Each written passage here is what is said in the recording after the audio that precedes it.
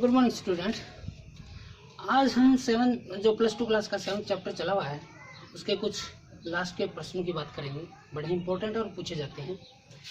चतुर्थक क्रियाकलाप क्या है, पंचम क्रियाकलाप क्या है। चतुर्थक और पंचम क्रियाकलापों में नवीन प्रवृत्तियां कौन सी आई हैं आजकल में।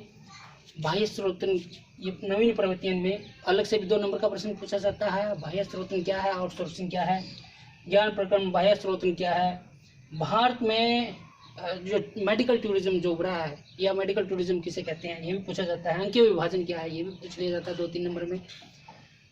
तो चतुर्थक क्रियाकलाप क्या है, क्वार्टरनरी एक्टिविटीज क्या है।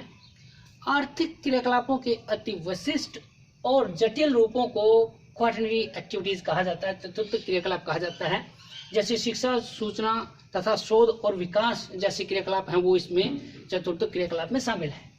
ये वे उच्च बौद्धिक व्यवसाय हैं जो चिंतन, शोध और विकास के लिए आइडियाज देते हैं, विचार देते हैं।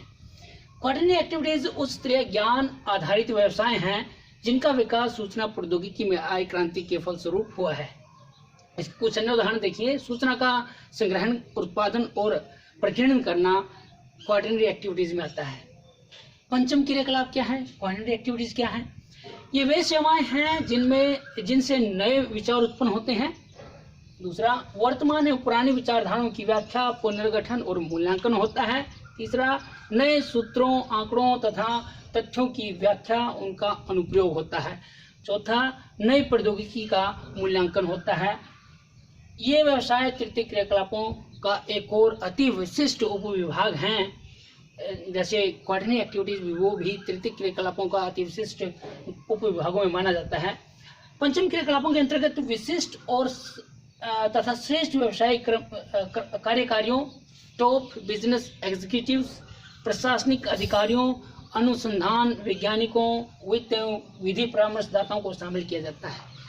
ये सभी लोग विश्व के उच्चतम वेतन और मनचाही सुविधाओं वाली कुशलताओं का प्रतिनिधित्व करते हैं और इन व्यवसायों को इसी कारण से गोल्ड कॉलर जॉब्स भी कहा जाता है। ये जो सारे उदाहरण दिए हैं इनमें विकसित राष्ट्रों में इनका अर्थव्यवस्था में महत्वपूर्ण योगदान रहता है और इसी वजह से इनको मूवर्स एंड शेकर्स भी कहा जाता है। चतुर्थक एवं पंचम क्रियाकलापों से जुड़ी नवीनतम प्रवृत्तियां कौन सी हैं, ये 5 नंबर का प्रश्न में आता है कि चतुर्थक और पंचम क्रियाकलापों को समझाइए क्या है और इन सेवाओं से जुड़ी हुई नवीनतम प्रवृत्तियां कौन सी हैं। पहले नवीनतम प्रवृत्तियां हैं बाह्य स्रोतन, आउटसोर्सिंग। आउटसोर्सिंग होता है दक्षता को सुधारने के लिए और लागतों को कम करने के लिए किसी बाहरी अभिकरण को या एजेंसी को काम सौंपना या ठेके पर काम दे दिया जाना आउटसोर्सिंग कहलाता है, बाह्य स्रोतन कहलाता है। जब एक कार्य बाह्य स्रोतन का कार्य समुद्र से पार होता है तो इसको अपतटन कहा जाता है, ऑफशोरिंग कहा जाता है। भारत जैसे देश में, भारत, चीन, फिलीपींस और दक्षिणी पूर्वी जो एशियाई देश हैं उन देशों से विकसित जो राष्ट्र हैं वो बाह्य स्रोतन का कार्य करवाते हैं। जैसे डाटा प्रोसेसिंग का कार्य है भारत में या दूसरे अपने पड़ोसी देशों में, ये कार्य वहाँ की अपेक्षा कम लागतों पर कर दिया जाता है लोगों के द्वारा। दूसरा है ज्ञान प्रक्रमण बाह्य स्रोतन, KPO के नाम से भी इसको जाना जाता है।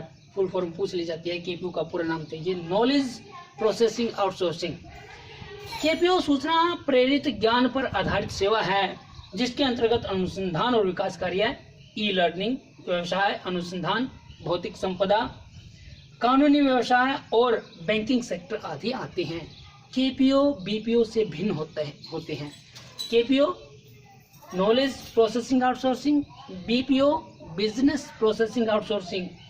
ये नॉलेज प्रोसेसिंग आउटसोर्सिंग जो है वो बिजनेस प्रोसेसिंग आउटसोर्सिंग से भिन्न होते हैं क्योंकि इनमें अति उच्च दक्षता प्राप्त कर्मी कार्य कर रहे होते हैं।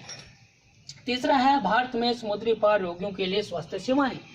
हाल ही के टाइम में, वर्तमान में भारत का जो मेडिकल सेक्टर है उसमें काफ़ी उसने उन्नति की है।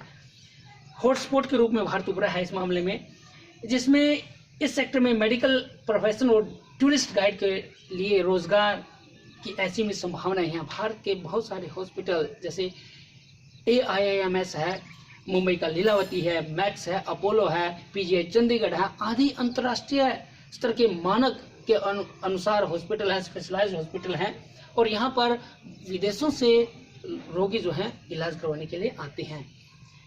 ये 3 तरह की न्यूनतम प्रवृत्तियाँ इसमें जुड़ी हैं। एक प्रश्न आता है कि मेडिकल टूरिज्म क्या है, चिकित्सा पर्यटन क्या है।